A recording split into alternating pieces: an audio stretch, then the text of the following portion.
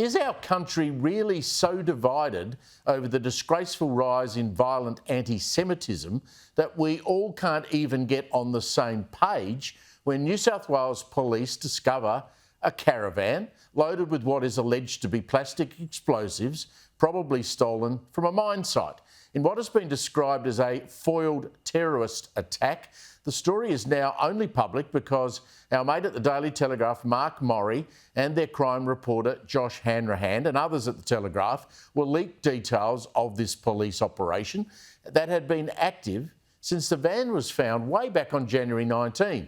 Now, Sky News today has been talking about the timeline of this case, and it now emerges that if not for the leak, we wouldn't know about this operation. No one would have, including, it seems, those attending the synagogue named on notes left in the caravan.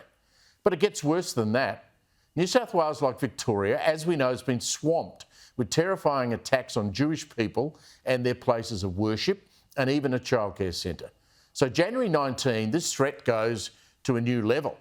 And for so-called operational reasons, the public's not told. Now, we have to trust the police here. But not only that, the Prime Minister, the Australian Federal Police and presumably intelligence agencies were all kept in the dark, apparently. Now, police must have thought they needed the cloak of secrecy to find those ultimately responsible for what was going on around Sydney. They had made allegations about a pair already in custody in relation to other offences, and they were trying to solve what turns out to be a jigsaw puzzle-like mystery of what actually went on here. They have to accept the police at their word.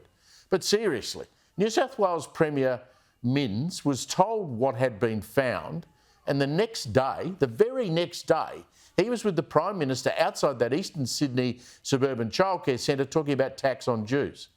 Are we to believe he didn't tell the Prime Minister about a caravan loaded with plastic explosives? Well, it appears he didn't. And for some reason, the Prime Minister is either seething inside that he wasn't told, or he did know and is not telling us. But for God's sake, Prime Minister, don't you realise you're just playing into the hands of your critics who think you are a weak man, not a leader? I mean, come on. Here he is today in Melbourne when asked about what he knew and when he knew. What's correct protocol is making sure that we don't speak about operational matters. I addressed this yesterday. I have no intention of undermining an ongoing investigation by going into the details. Come on, please. No one expects you to break police operational secrecy. No one expects you to yap on about national security. We get that.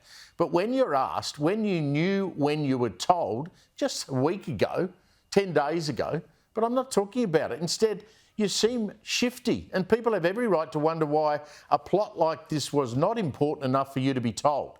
And if you weren't told, why not? Surely protocols around national security in the middle of a crisis surrounding anti-Semitism would mean you'd be the first person, not the last person to be told. What you've played straight into Peter Dutton's hands here, and he's right to wonder exactly what is going on. For the Prime Minister not to know about a terrorist attack that was in the planning, this is of national significance, and I think it's a complete abrogation of his responsibility. As I said, Parliament resumes next week, and expect the opposition to want more detail. And doesn't the Jewish population of Australia deserve better than this? It's time to front up, Prime Minister, and clean this all up if you want to avoid pesky media questions going on forever. I mean, just put out a statement via your office and explain to the Australian public what the hell is going on.